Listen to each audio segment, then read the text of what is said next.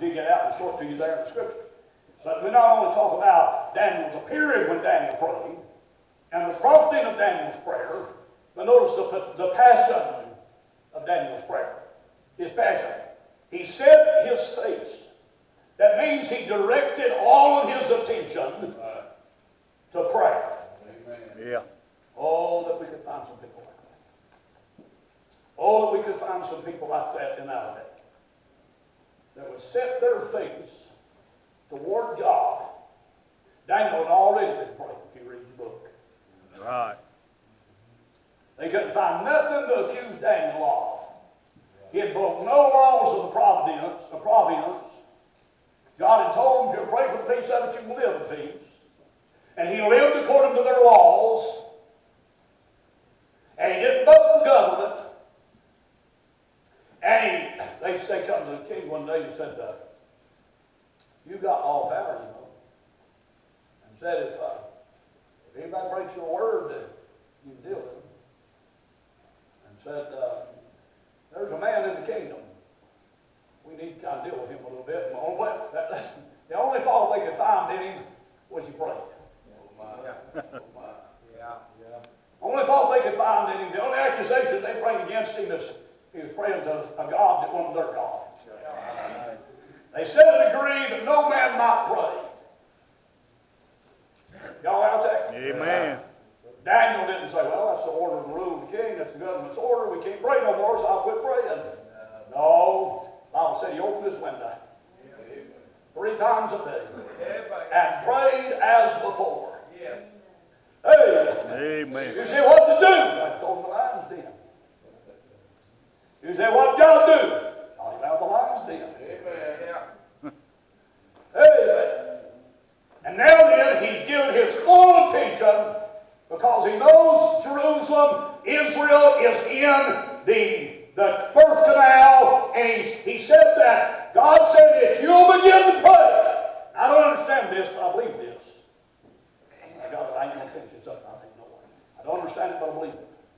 A part of the deliverance of Israel from Babylon was caused or accomplished through intercessory prayer.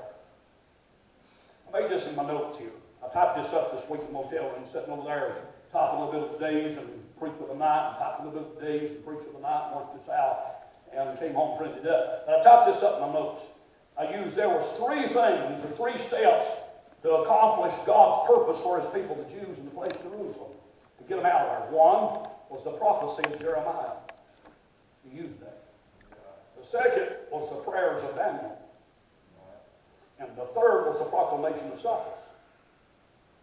Now it seems to incur this. There'll be no deliverance unless somebody intercedes in prayer.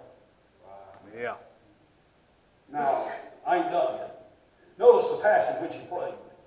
He prayed, number 1, he set his face to seek by prayer, supplications. The word supplications mean an action of earnestly and humbly begging another for something that you greatly desire. He's focusing on spiritual things. He's fasting. He's denying himself food that he might give himself prayer. I wonder how many of us do that. Anything near that today? Deny himself. Yeah. Deny himself. And setting our face to seek God. Most folk ain't doing that. You can't even get them to church. You won't make me believe that people don't come to prayer meeting Wednesday night or back on Sunday night are prayer people at all. You won't make me believe that. That's right. Yeah. If you set your face toward God diligently at the house, you'll have no problem going to the church house. That's right. Exactly right. And so he's saying, I'm going to push away the food. I wish that, here's what I really wish God would work in their minds. Mine as well as yours. This man so hungered for the restoration of his nation and his people that he denied himself the very comforts of life to beg God to turn the course of their nation. He put on sackcloth. I don't know where I've never seen the stuff and read about it. It's coarser than a burlap sack. I mean, it's so coarse that it literally scratches the body when you move it. This is the Prime Minister of Babylon. Third highest head in Babylon. He's used to appearing, no doubt, in gorgeous apparel. He strips his flesh of the comforts of gorgeous apparel and puts on sackcloth. He strips himself of food to pray, and he supplicates, he begs. He don't just go to God in a 5-minute hurried way in and out of church or in and out of prayer. Amen. He goes to God and he begs God. Brother Dave, he begs God. And he puts ashes upon his head, a symbol of grief. Man, it ain't no wonder we ain't getting nothing in this country. Who's doing that? Right. Billy Mitchell said America has never had a revival since every house got 2 televisions. Right. That's right. Amen. Right. Yes, sir. Who in this crowd has set their face to prayer, denying themselves the comforts of life to pray? That God would, well, we can't even get women to go in the prayer room. I'm not trying to be ill, I'm trying to be honest.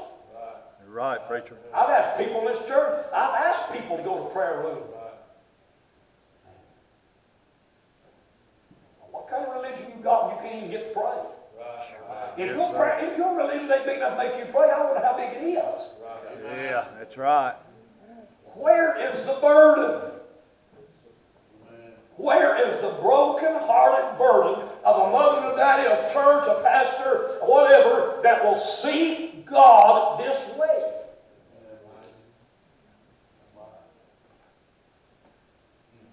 Look at the penitence, not only the period, the prompting, the passion. Notice the penitence. Notice what he did. Verse 4. I prayed unto the Lord my God and made confession. And said, O Lord, the great and dreadful God, keeping the covenant and mercy to them that love him and them that keep his commandments. We've sinned. He said that in verse 8, verse 11, verse 15, and 16. 5 times he said we've sinned. Committed iniquity. He says that again in verse 13 and 16. I've done wickedly. He says that again in verse 15. And I've rebelled, even from the party, by departing from the precept and from thy judgments. You know what he does? He starts confessing his sin. Amen. Y'all stay with me just a minute. I hate this drop this cold turkey. His passionate prayer led to petitions. When he began to confess his sins to God, his broken-hearted confession, he's confessing his own sins. Look at verse 20. While I was speaking and praying and confessing my sin, and said, my people Israel. He's confessing his own sins. Let me stop a second. There was no better man in Babylon than Daniel. Right. But he's done confessing my sins. He's interceding for his people. You know what he's doing? He's trying to get his own heart right with God that he may have power of God in prayer. You can't get right with God to have power of God until you get right. Amen. There's humble confession. He confesses his sin to God. A lot of things could be said there. He talks about the person of God. I'm going to deal with this just a minute. He talks about the person of God. Oh, Lord, look at this in verse 4. I prayed unto the capital L, capital O, capital R, capital D. Unto the Lord my God, and made my confession and said, Oh, Lord, with the capital L, little o, little r, little d. You know what he's doing? He's calling God Adonai, my Lord. He's submitting himself to the Lordship of Christ. The Lordship of the Lord. That's not much done today. Very few people submitted to the Lordship of Jesus today. Very few. You just preach. You can't even pastor people today. You preach a little thing that ruffs their feathers a little bit, they'll run off somewhere else that they feel good about themselves. Yeah, amen. Amen. He said, I want you to know, God, I respect your person. Amen. I can't drop this right here. I respect who you are. You're the great and the dreadful God. That don't sound like our generation. No, sir. Amen. We approach God today like we're at Starbucks restaurant or somewhere down yonder sitting in a subway somewhere. Amen. He said, I want you to know, God, that I reverence you, I respect you. You are the great and the dreadful God. Amen. There's 3 prayers in regards to Israel that are great prayers. You ought to read every one of them. They're all 3 ninth chapters. Ezra chapter 9. You ought to read Ezra's prayer. Nehemiah chapter 9. And Daniel chapter 9. Every one of them calls God about the same thing. The great and the dreadful God. Man, don't we approach God the bad way today? Come lollygagging in about 10 minutes after service starts. Amen. And sit there and sleep, but he ain't got enough of reverence for God. Amen. He said, God, I recognize who you are. Verse 7, he said, you're the righteous God. Right. He deals with the person of God. He deals with promises of God. Verse number 4, you keep covenants. He said, I realize, God, you're the God that'll keep your word. He talks about the precepts of God. You keep your commandments. We keep your commandments. He talks about our parting from God. In verse 5, how we've departed from thy precepts, from thy judgments. We've not hearkened to you. We're not listening at your preachers. How big a sin you reckon is faulting the message of man of God? That's right. Yeah. How big a sin you reckon that is? I'm going to tell you something. If there's anything in this generation that's underestimated, it's the preacher. Yes, sir. You're right. It's a man of God. Most folk don't want a man of God. They want a puppet. Right. Yeah. A lot of things can be said. He's saying this, until I get my own heart right with God, if I regard iniquity in my heart, Lord will not hear me. I've got to get my heart right with God, and then I can make the petitions unto God. Here's what I want to drill with, and I'll be done. That don't sound like where we're at today. See if you can figure out who wrote this. See if you can figure out who wrote this. I copied it off the back of a book. See if you can figure out who wrote it. Most of you can probably figure it out. This is the this is Daniel's concept of how you get right with God. Let me say it again. This is Daniel's concept of how you get right with God. You confess your sins. That's Daniel's concept. Listen to this. This is one of the most modern writers of our generation. Sells more books than anybody else. Listen to what he said. This is word for word, verbatim what he said. He said, rather than being down on ourselves and discrediting who we are and focusing on all our flaws, that's what Daniel did. He said, I wonder what would happen if all through the day we would be bold to say to ourselves, I am amazing. Anybody figure out who it is? Who? It's Osteen. I am amazing. I am wonderful. I am valuable. When you talk like that, he said, amazing things starts chasing you down. Awesome starts heading in your direction. You won't have that weak, defeated, I'm just average mentality. You'll carry yourself like a king or a queen with a quiet confidence and knowledge that you've been handpicked by the creator of the universe. Amen. That's the concept of our generation. Yeah, it is. Yeah. That's the preaching of our pulpits. Yes. Tell me that I'm a marvel, not a mess. Yeah. Tell me how good I am. Daniel said, if we're to get right with God, somebody has got to see themselves the way they are and start confessing their sins to God. Amen. The concept of Ezra, Daniel, and Nehemiah all are different than the concept of the average contemporary pulpit. Amen. Amen. I wrote this down. I ain't going to finish this tonight. Daniel summarizes what got Israel in the condition they were in. He says it ain't God's fault. That's right. He said it's our sin. It's our failure to hearken to God. It's failure to listen to the message of the man of God. It's our rebellion, our wickedness. Listen at the words he used.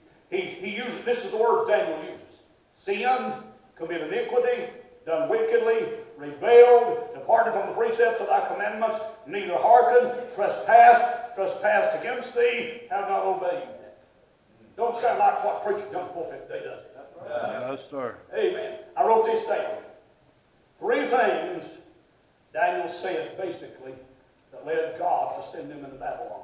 1, they resisted God's precepts.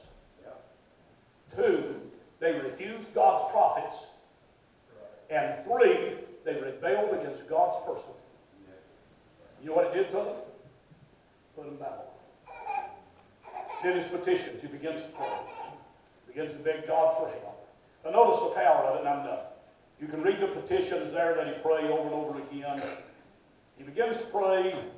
Look at this. He's not interested in himself. Look at verse 16. Let me point these 2 things out. I'll be done. He says, O Lord, according to thy righteousness. He's interested in who God is and what God is. He's putting God above self. I beseech thee, let thine anger and thy fury be turned away from thy holy city, Jerusalem, or thy city, thy holy mountain, thy people, verse 16. Verse 17, thy sanctuary. Verse 18, the last word, but for thy great mercies. O Lord, hear. O Lord, forgive. Verse 19, O Lord, hearken and do. Defer not. You know what he said? We'll put this thing off, God. I'm not done with you. Defer not. Don't let it linger, God. Deal with it. You know how you say that? He's claiming Jeremiah 29, verse 11 and 12. Yeah. He's claiming that. Yes, sir. Yeah. You know, God, you said. That's right. Right. And I'm claiming that. Amen. And notice what happens. One more time. There's the period of his prayer, the prompting of his prayer, the passion in his prayer, the penitence in his prayer, the points of his prayer, the petitions of his prayer. And notice the power of his prayer. Verse 20. I love this. And whiles I was speaking and praying and confessing my sin and sending my people Israel and presenting my supplication before the Lord my God, for the holy mountain of my God, whiles I was speaking in prayer, even the man Gabriel, whom I had seen in the vision at the beginning, being caused to fly swiftly, touched me about the time of the evening oblation, and he informed me and talked with me and said, O Daniel, I'm come now forth to give thee skill and understanding. God said, if you'll seek me with your whole heart, what I'll do to you. Yeah. How would you like to be praying? And while he's praying, God sent Gabriel. He said, tell him I've heard him. I mean, while he's still praying, he ain't even done praying. Right in the middle of his prayer. While he still said, God, I've sinned, my people sinned. Oh God, turn us. Oh God, redeem us. Oh God, get us out of the mess. Oh God, Jeremiah said, Gabriel come to him and said, I got it, understand. I'm not going to defer it, I'm going to answer you. Amen. Amen. I love this and I'm done. Notice what time the answer came. Anybody know what time the answer came? 3 o'clock. What time? 3 o'clock. Verse 21. Yea, whilst I was speaking in prayer, even the man Gabriel, whom I had seen in the vision at the beginning, being caused to fly. I reckon angels do fly. That's what it said right there anyway. Swiftly touched me about the time of the evening oblation. Evening oblation was at 3 in the evening. See what's important about that? That was a 3 o'clock sacrifice. This is the same cry that's called the 9th hour. It's the same hour that Jesus died on the cross. At the same hour that Christ died, God answered Daniel's prayer. You will not get your prayer answered except to go through the cross. Amen. Yes, sir. Amen. Let me ask you this, and I'm done. This can be just another Bible lesson to you. You know what it's done to my heart? Maybe you want to pray. Maybe you want to try to get a hold of confessing my own sin to God. You know what? It's interesting today, you know, by sinning. You know, I've pastored this church for 30 years. There's never been some people in this church in 30 years ever come to the altar. You may not believe that. I can lay my hand on you and say it. They ain't done nothing wrong. They ain't done nothing wrong. There ain't nobody that's that good. That's right. Amen. No. And if you can get the spirit, not just the prayer, but the spirit of the prayer in our heart, we start praying. You folks that's got kids that need to be saved, I'm going to tell you something. You better be setting your face toward God. Amen. Instead of coming in here and getting bored with the preaching and going to sleep and having to run the bathroom 3 or 4 times to wake yourself up, That's right. Yeah. your children's going to get up, they're going to listen. I don't know how to say this. They're going to have to get saved earlier than they ever have. Because the world is going to get them quicker than they've ever been. Amen.